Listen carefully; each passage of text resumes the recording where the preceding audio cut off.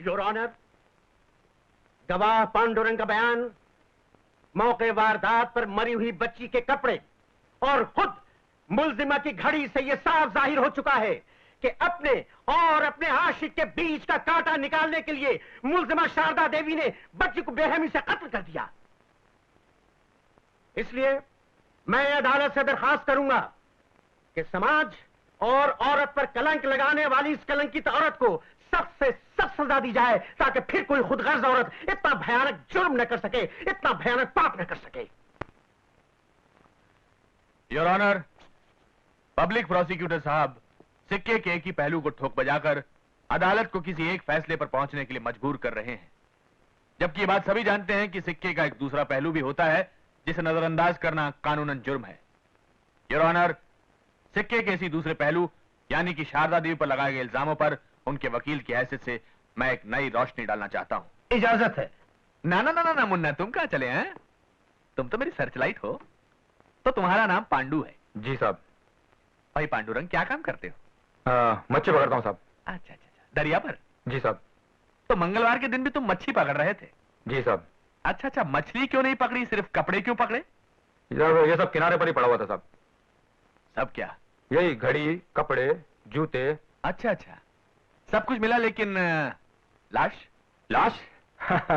लाश कहाँ मिलती साहब, इतना गहरा दरिया है, डूब के मर गई होगी बेचारी। हाँ, तुम्हारा मतलब है कि कातिल ने तुम्हें गवाह बनाने के लिए पहले तुम्हारे सामने अपनी घड़ी उतार कर रखी और फिर बच्ची के कपड़े, और फिर देखते ही देखते उसे पानी में धकेल कर मार डाला। Order order. योर ऑनर, ये बात सभी अच्छी तरह जानते हैं कि समुंदर इंसान की तरह लालची नहीं होता। वो अपने अंदर कोई चीज छिपा कर नहीं रख सकता। इसके बाद भी अगर बच्ची का कत्ल हुआ होता तो लहरों ने लाश को किनारे पर पटक दिया होता और अब तक लाश मिल गई होती पुलिस को मिलावट। क्यों भाई, ठीक कह रहा हूं ना? और वैसे भी तुम तो मछुआरे हो, समुंदर का स्वभाव अच्छी तरह जानते होगे। बताओ, लाश को कहां छिपा रखा है? सब लाश मैं नहीं जानता साहब। कितने पैसे मिले थे झूठी गवाही देने के? कितने पैसे मिले थे? सब 200 रुपए मिले थे। किसने दिए थे वो 200 रुपए? वो रूपा देवी ने दिया साहब, रूपा देवी ने।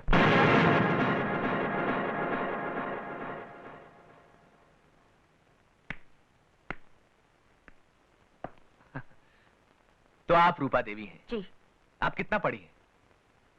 बीए। और आपके पति? मैट्रिक। बीए पास होते हुए भी आपने एक मैट्रिक पास लड़के से शादी की, ये कैसे?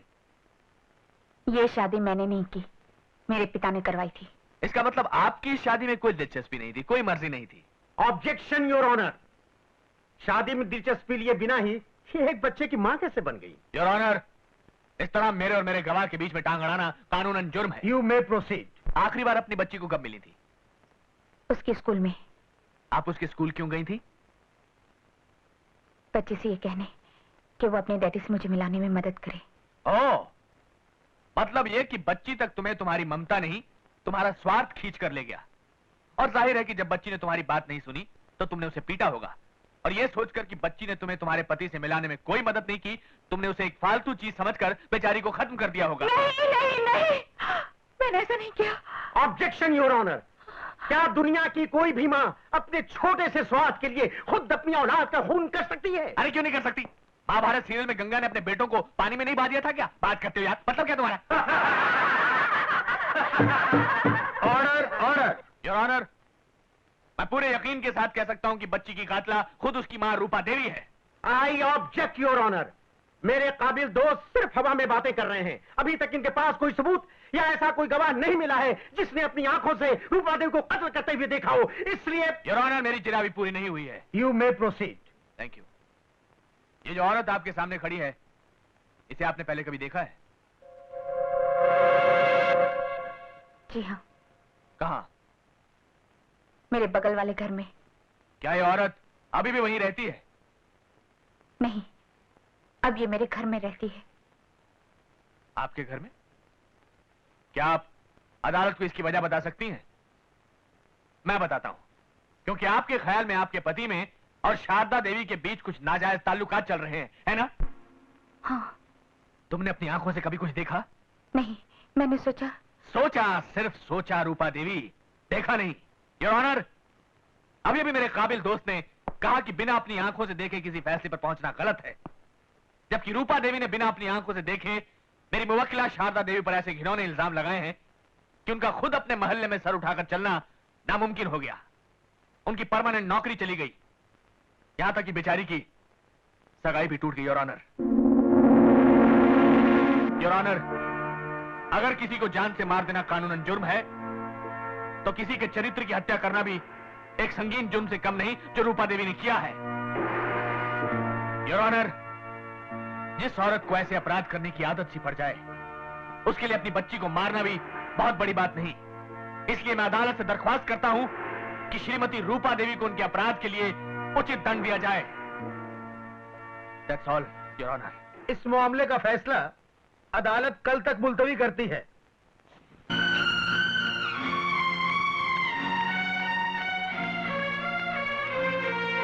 आओ आओ रूपा रानी, वो आए गुलशन के घर। कभी हम तुमको, कभी अपने आप को देखते हैं। गुलशन, मेरी बच्ची कहाँ है? बच्ची यहीं कहीं खेल रही होगी। तुमने कहा था कि तुम्हारी तरकीब से मेरे पति उस औरत को बाहर करके मुझे घर ले जाएंगे, इसलिए मैंने तुम्हें अपनी बेटी का अपहरण करने दिया। लेकिन अदालत में पांसा पलट चुका है, उल्टा इल्जाम मुझे पर लगाया जा रहा है। इससे पहले कि इस झूठे खेल के कारण मुझे हथकड़ियां लगे, मुझे मेरी बच्ची वापस कर दो गुलशन, मेरी बच्ची वापस कर दो। घबराओ मत रूपा। अरे कहीं ऐसा भी हुआ है कि गवाही मुजरिम बन जाए? देखो, तुम मुझ पे भरोसा रखो। जिस औरत ने मुझसे मेरी नौकरी छीनी है, जिस दिन मैं उससे बदला ले लूंगा, तुम्हें तुम्हारी बच्ची वापस कर दूंगा। तुम बिल्कुल फिक्र मत करो, तुम जाओ। हैं? बिल्कुल चिंता मत करो। शाबाश, हैं? जाओ जाओ। अरे हैव फेथ इन मी, सब ठीक हो जाएगा। तुम्हारी बच्ची तुम्हें मिल जाएगी। अरे तुम्हारी बच्ची क्या, तुम्हारा हस्बैंड भी वापस आ जाएगा। शाबाश, गो। अपन को एक बात समझ नहीं आया गुल्लू। रूपा को बोला उसका बच्ची वापस हो जाएगा, उसका मतलब क्या? मेरा नाम क्या है? गुलशन। हाँ, तो मैं जो भी करता हूँ जरा हट के करता हूँ। अच्छा बच्चू, तो ये बात है। तो अब तेरे साथ भी जो कुछ होगा ना, जरा हट के होगा, क्योंकि हम किसी से कम नहीं, समझा ने? हाँ।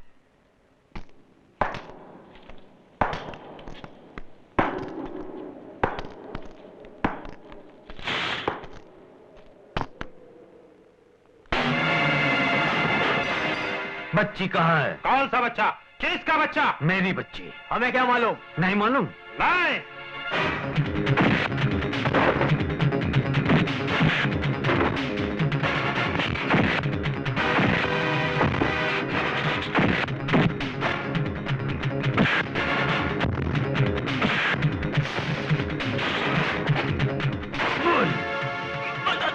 बता दो।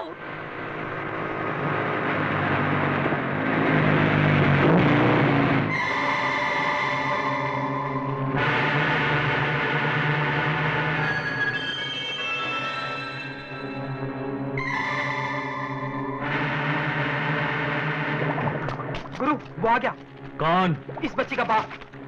वो मुझ तक नहीं पहुंचना चाहिए। खत्म कर दो इसको। ठीक है, चलो।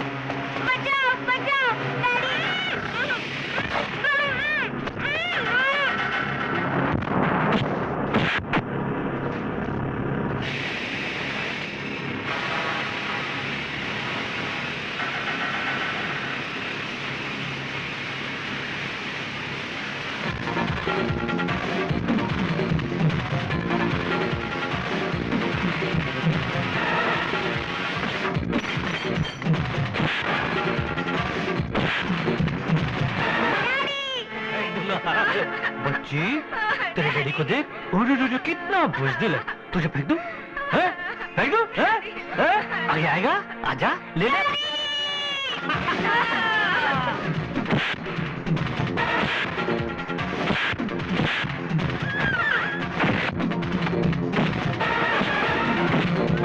आजा।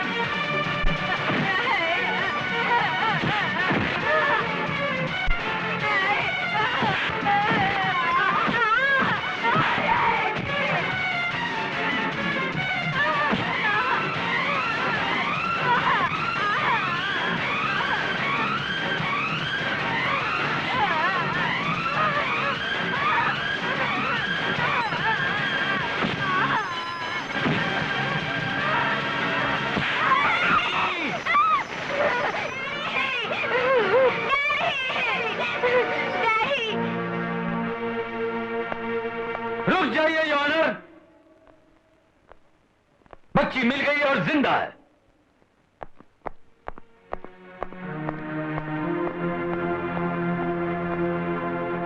यही है वो शख्स जो मेरी बच्ची की जिंदगी से खेल रहा था, इसीलिए इसे किडनैप किया था।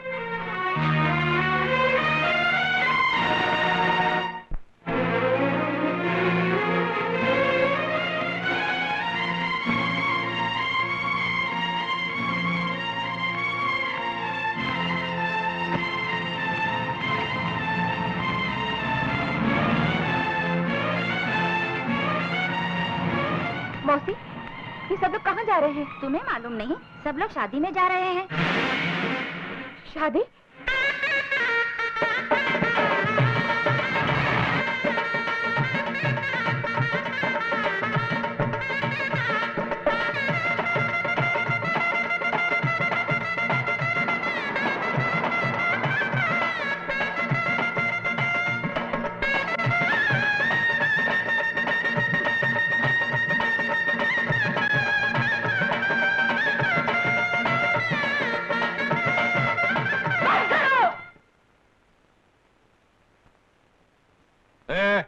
मेरे कहने पर तुम यहाँ आए, मैंने तुमको पैसे दिए, इन मैडम के कहने पर बंद कर रहे हो, ये कानूनन जुर्म है। चलो शुरू करो।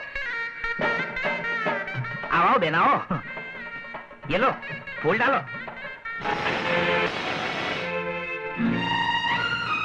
माँ बेटी, ये बड़ा अच्छा शगुन है। ये फूल भगवान ने अपने हाथों से तुम पर बरसाए हैं। जाओ अपना काम करो। पिताजी, आपकी आंखों के सामने आपकी बेटी का संसार लूट रहा है, आप उसे रोकने के बजाय बढ़ावा दे रहे हैं। खड़े खड़े क्या देख रहे हो? काम वाम करो ना जाकर। हाँ, मैं तो जाता हूँ, मेरे को तो दूसरा भी बहुत काम है। जैसी करणी वैसी भरणी। जो जैसा बोएगा वैसी ही फसल काटेगा। पिताजी,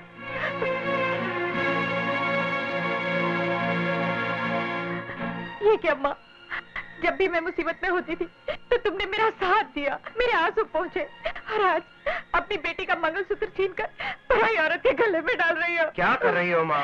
फालतू औरतों से फालतू बातें क्यों कर रही हो? पूजा की थाली तैयार करो, मुहूर्त का समय हो रहा है।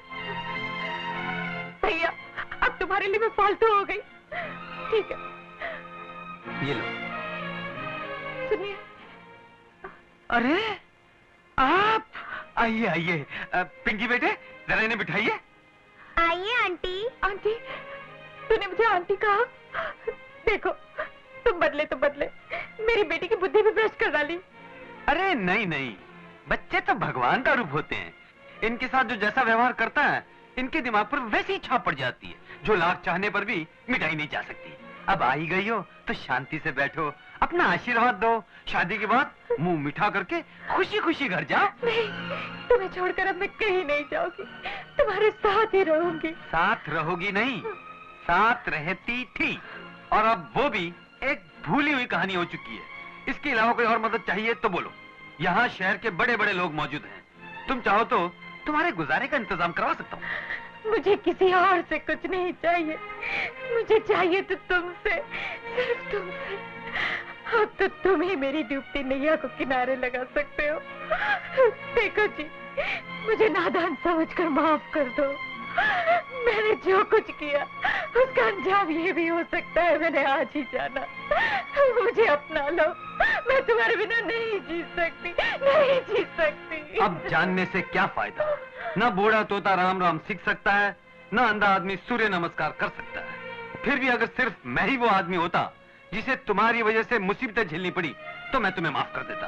अपने लिए ना सही, अपनी बेटी के लिए तुम्हें दोबारा अपना लेता।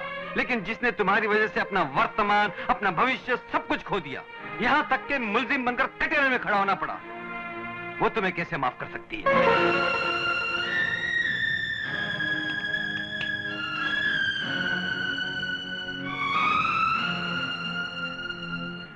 शारदा, मैंने जो भी कुछ किया झूठे शक और जलन की वजह से किया।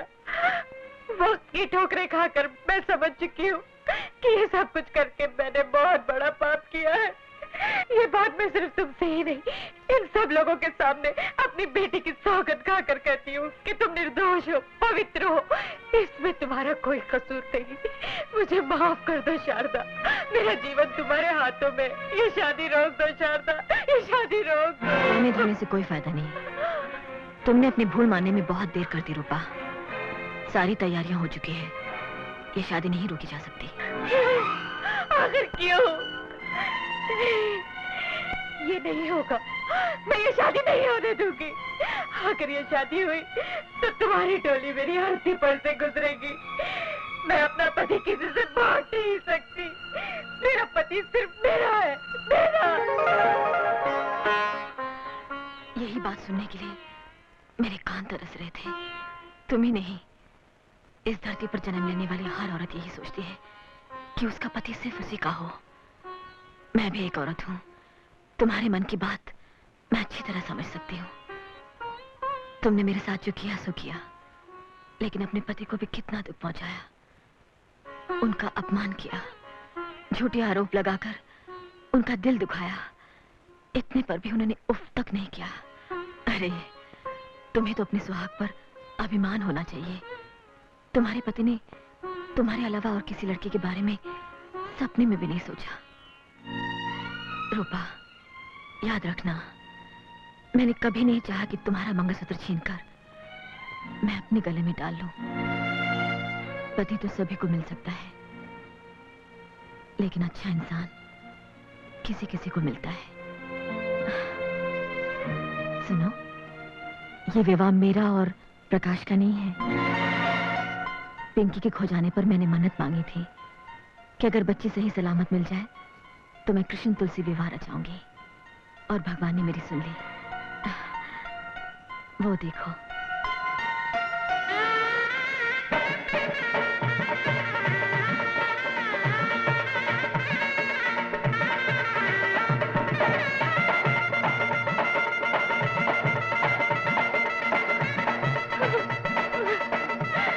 मुझे माफ कर दो, मुझे माफ कर दो।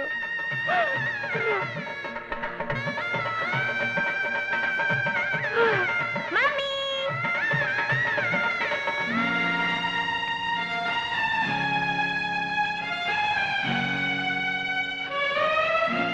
रूपा, एक बात याद रखना, इस धरती पर औरत का रूप लेकर जन्म लेना बड़े सौभाग्य की बात है, पुण्य की बात है। पति के जीवन में कभी तूफान बनकर मत गुजरना, हमेशा ठंडी हवा का झोंका बनकर रहना।